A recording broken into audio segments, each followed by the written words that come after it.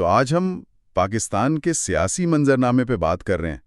مطلب کافی ہلچل ہے وہاں، اور خاص طور پر جو اسٹیبلشمنٹ کے کردار پر بحث چل رہی ہے. عالمی سطح پر بھی کچھ نئی چیزیں سامنے آ رہی ہیں. ہمارے پاس دیکھیں مختلف ذرائع ہیں، کچھ یوٹیوب ویلاگز ہیں، ان میں عوامی رد عمل، سیاسی چالوں کا ذکر ہے، اور ایک بڑے بین الاقوامی جریدے میں آرمی چیف کی پروفائل بھی ہے. تو کوشش کرتے ہیں ان سب کو ملا کر دیکھیں کہ کیا تصویر بنتی ہے. آئیے اس کا جائزہ لیں. سب سے پہلے عوامی محاذ. عمران خان کی کال پر خاص طور پر 5 اگست کو بیرون ملک کافی احتجاج ہوئے. لندن، واشنگٹن، سڈنی، پیرس، مطلب کئی شہروں میں لوگ نکلے.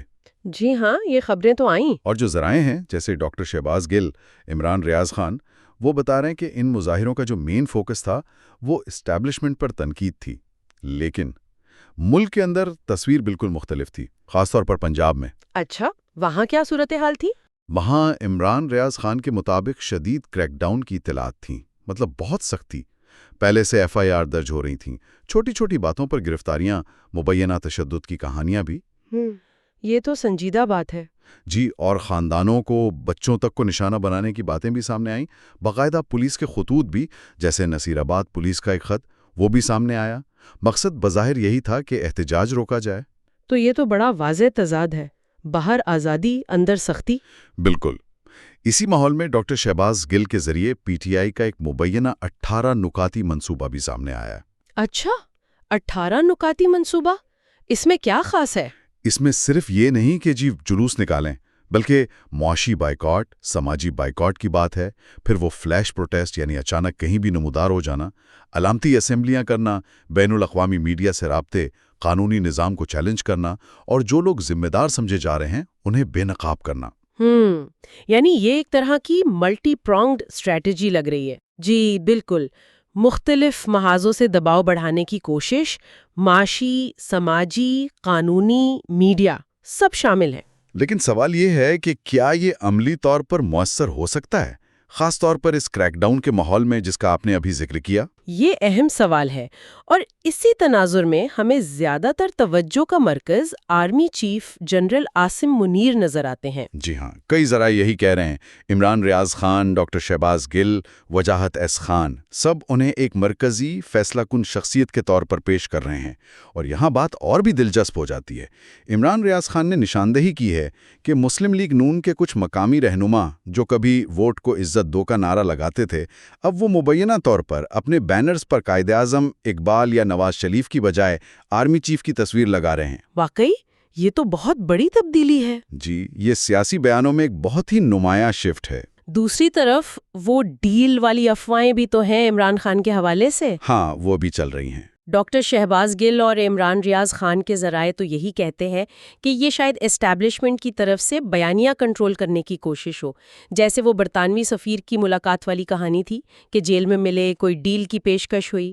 ہاں، اور بعد میں اس کی تردید بھی آ گئی. جی، تو اس سے لگتا ہے کہ ایک انفارمیشن وار بھی چل رہی ہے، تاثر قائم کرنے کی جنگ. ایک اور نقطہ وقار ملک کے ویلاگ میں تھا. انہوں نے بھارت اور پاکستان کا موازنہ کیا تھا. اچھا، کس حوالے سے؟ روسی تیل کے معاملے پر، کہ بھارت پر مبینہ امریکی دباؤ تھا لیکن وہ اپنے موقف پر قائم رہا، جبکہ پاکستان میں ان کے مطابق اسی قسم کے دباؤ کے نتیجے میں حکومت بدل گئی. یہ قیادت کے رد عمل میں فرق پر سوال اٹھاتا ہے. یہ بھی ایک اہم پہلو ہے. اچھا، اب ذرا بین الاقوامی زاویے پر آتے ہیں. وجاہت ایس خان نے دی اکانومسٹ میں جنرل عاصم منیر کی ایک پروفائل کا ذکر کیا. جی ہاں، وہ کافی تفصیلی پروفائل ہے. اسے مغرب میں ان کا ایک طرح سے باقاعدہ تعارف سمجھا جا رہا ہے. اس میں کیا اہم باتیں ہیں؟ دیکھیں، وجاہت ایس خان کے تجزیے کے مطابق چند خاص نکات ہیں. ایک تو جنرل منیر کی ڈونلڈ ٹرمپ سے قربت کا ذکر ہے. دوسرا، ملک کے اندر ان کی گرفت بہت مضبوط بتائی گئی ہے. یہاں تک کہا گیا ہے کہ وہ مشرف کے بعد سب سے طاقتور آرمی چیف ہیں. سب سے طاقتور مشرف کے بعد؟ جی. تیسرا یہ کہ امریکہ انہیں قبول کر رہا ہے. وجہ یہ بتائی گئی ہے کہ وہ امریکی مفادات پورے کرنے میں مددگار ہیں، جیسے دہشت گردی کے خلاف ایکشن، معدنیات تک رسائی وغیرہ. اور ان کا موازنہ سعودی ولی عہد محمد بن سلمان سے بھی کیا گیا ہے، خاص طور پر مخالفین سے سختی سے نمٹنے کے حوالے سے۔ یہ تو کافی اہم مشاہدات ہیں۔ لیکن شاید سب سے چونکا دینے والی بات جو وجاہت ایس خان نے دی اکانومسٹ کے حوالے سے بتائی، وہ پاکستان کے مبینہ جنگی منصوبے کے بارے میں ہے۔ جنگی منصوبہ وہ کیا ہے؟ دعویٰ یہ ہے کہ اگر بھارت حملہ کرتا ہے تو پاکستان کا جوابی منصوبہ روایتی مغربی محاذ کے بجائے بھارت کے مشرقی محاذ پر حملہ کرنا ہے۔ مشرقی محاذ یعنی بہار، بنگال، آسام والے علاقے؟ جی بالکل۔ بہار، بنگال، آسام کے علاقوں میں۔ یہ تو بہت ہی حیران کن دعویٰ ہے۔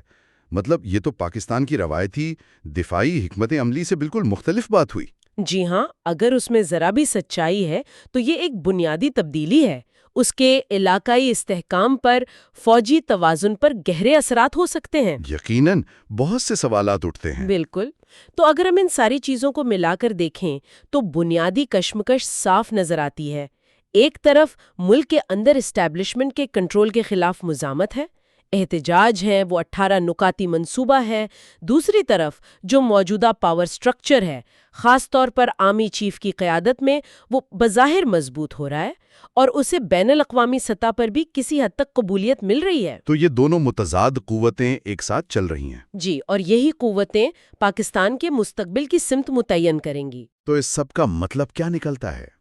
ایک طرف یہ اندرونی مزاحمت، جس میں وہ مبینہ ڈیپ سٹیٹ کو چیلنج کرنے والی باتیں بھی شامل ہیں، اور دوسری طرف ایک ایسی قیادت جسے دی اکانومسٹ جیسا ادارہ مستحکم بین الاقوامی سطح پر قابل قبول قرار دے رہا ہے۔ یہ جو اندرونی اختلاف اور بیرونی توثیق کا ٹکراؤ ہے، اس سے مستقبل میں کیا کوئی غیر متوقع صورتحال پیدا ہو سکتی ہے؟ یہ میرے خیال میں وہ سوال ہے جس پر غور کرنا چاہیے۔